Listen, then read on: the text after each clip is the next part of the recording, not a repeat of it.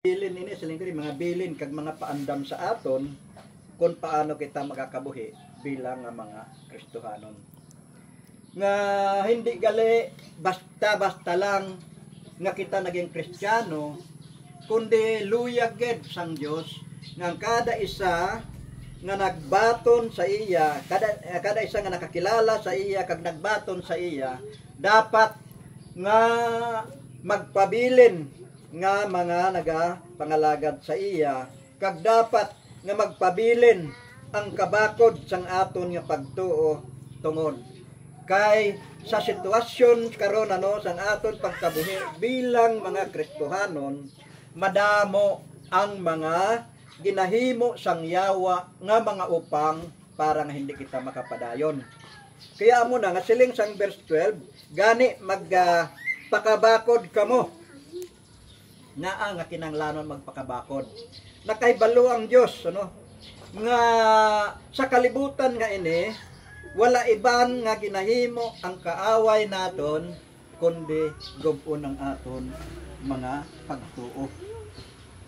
Wala iban nga ginahimo ang yawa sa aton nga mga kabuhi kundi nga samukon guluhon. Insakta anong gani sa ilong? Distract. Ano sinunggo? Ano sa ilong ko? Ginaguba bla na. Guba daw Ginagulo bla sa Tagalog, ginugulo. Ya guluhon distrakon ng aton nga mga pangunahuna para nga hindi kita makapadayon sa pagpangalagad sa iya. Ano ang mga ginahimo sang yawa nga makadistract sa aton? Amo ini mga bagay diri sa kalibutan nga makapalipay sang aton nga unod, nga itsapira naton ang buluhaton, i-priority naton ang mga buluhaton sang kalibutan, kag unahon ipaulihin na lang ang buluhaton sang Ginoo. Isa na nga pagsamok, isa na nga pangguba sang aton pangunahuna, ng aton paminsaron, ng aton tagipusoon, ang kag ang aton nga pagtuo matabunan sang mga buluhaton sa kalibutan. Kaya mo na kinahanglan maging babakod kita nga kung nakakilala na kita sa Dios, kag ginbato na naton si Ginoon sa Kristo, kinatudloan kita nga dapat maging priority siya naton, maging priority siya naton. Amo na nga sa aton sa kalimbawa mga pastor nagatinguha nga maipadayon nga magpadayon sa pagtuman pagpangalagad sa Ginoo. Kaya ari pa kita sa proseso, di pa kita makatiling ang pastor nga tayo yun nagindang kabakod. Nagatinguha nga maging mabakod sa pagtudlo, pagpangalagad para nga mahimaya ang Dios. Kaya kung wala sing kabakuran ng isa nga mga alagad sang Ginoo, di lang mapapala sang mga katawhan nga ginapangwalihan. Tapos siling diri sa 13, magpadayon kamo sa tadlong nga dalan para hindi maapektuhan ang pagtuo sa inyo kaupod nga maluya kundi magbaskog pagani. Sa aton di ba may mga bag-o nga nakakilala sa Ginoo, ginasiran naton, dapat nga halungan ina naton na sa aton pagkabuhi bilang mga Kristohanon, dapat na makita nila nga lain na kita sa iban. Makita nila nga ang una naton yung mga pag-uugali, mga pangginawi, ang sang una nga mga nag-awas sa aton yung mga bibig. Grabe damo nga mga bulak-bulak pero karon ara kita sa tadlong nga mga panghambal, wala na mga pamuyayaw, wala nang panglibak, wala nang marites, wala na ang kun ano-ano nga mga malaot nga nagagawa sa aton yung mga bibig. Kaya diba, kung hindi kita mga Kristohanon, magkara lang kita sing kaaway. Anong aton ang gagawa sa din sa bibig? Maayo gani, madisgrasya ka muna.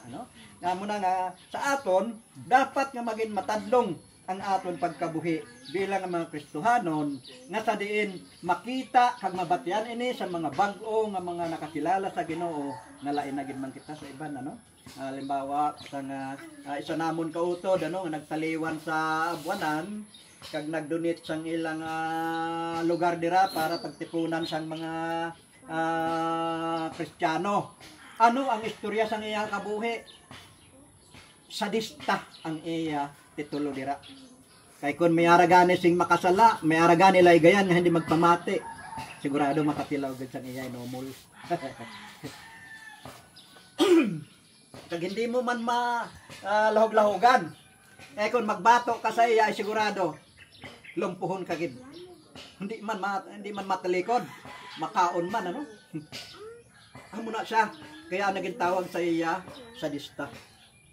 Sa mga tao nga mawala nakakilala. Pero ang iya handom matarong no kaayuhan. Kaya amo na nga tungod ano sang sina nga nakita sang Dios ang iya nga tagipusoon ginbag-o siya sang Ginoo no.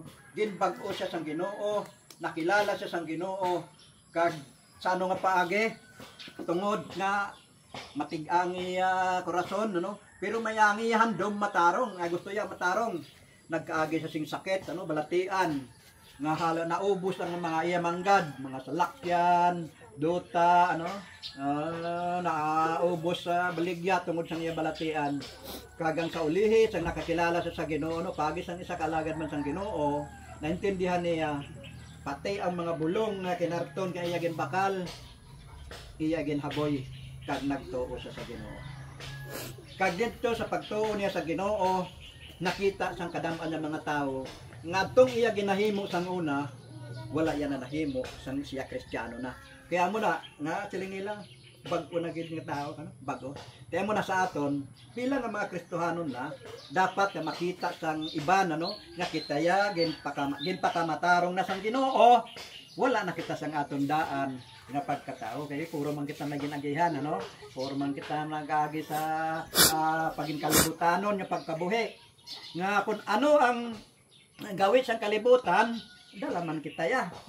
Kay biskan gani ano diri ano ka lang sa bata ginaano mo ang batang gamay ba kagapo ning alimte ni mo na tinsakto na ano ni gago nga bata kanami ti amayo na Umul nga pagdayaw.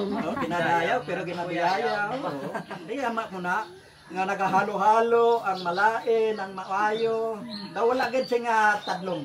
Kaya mo ni nga sa aton pagkabuhi karon dapat na adtong makapahalipay lamang sa Dios ang aton maipakita sa katawhan. Amo na